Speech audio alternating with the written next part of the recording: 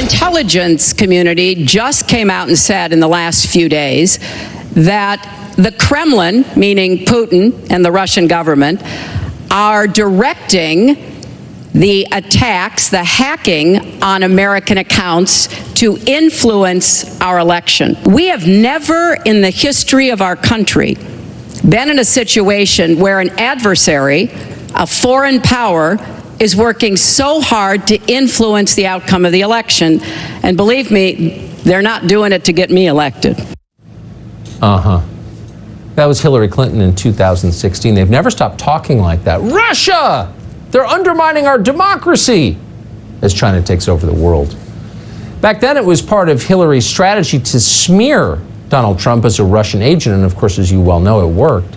Today, we learned much more about how American intelligence officials knew about the plan at the time and participated in it to some extent. The Director of National Intelligence now, John Ratcliffe, has declassified handwritten notes from former CIA Director John Brennan, who was a leftist and a partisan.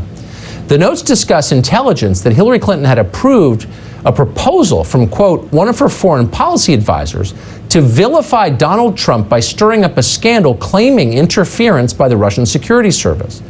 Just a few minutes ago on Twitter, the president tweeted that he has, quote, authorized the total declassification of any and all documents pertaining to the Russia hoax.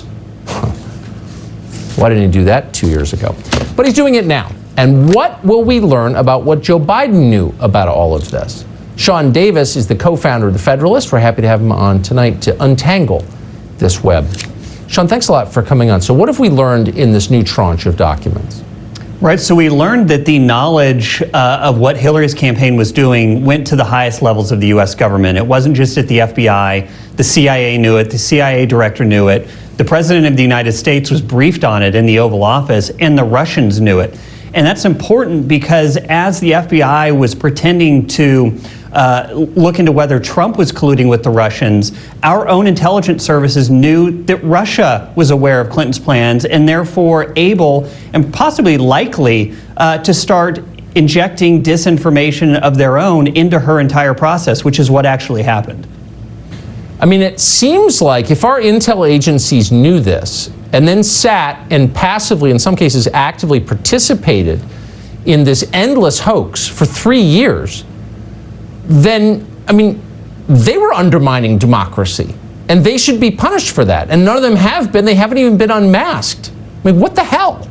You're exactly right. I mean, this wasn't just some sort of like silly game that had no real consequences or implications. These people use this to cast doubt on our elections. You know, they talk about the integrity of our democracy. They were the ones crapping all over it. And they, after Trump was inaugurated, they went and hijacked the presidency. They tried to cripple it. They put in this completely bogus special counsel based on false pretenses to cripple the administration heading right into the 2018 election. And the problem is that if nobody is made to pay for this, if nobody goes to prison, it's going to happen again. And when it happens again, because these people are going to be completely emboldened by the lack of accountability, it will be far worse, even though that may be hard to imagine. Exactly. Far worse than what they did in 2016, which itself was criminal. It's not even about Trump.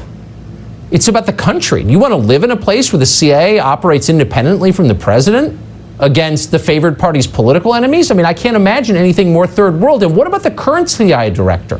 What did she know about all this? We should find out. I hope you'll come back, Sean Davis. I wish we had more time. There's too much news. But I appreciate your explaining all that. Thank you.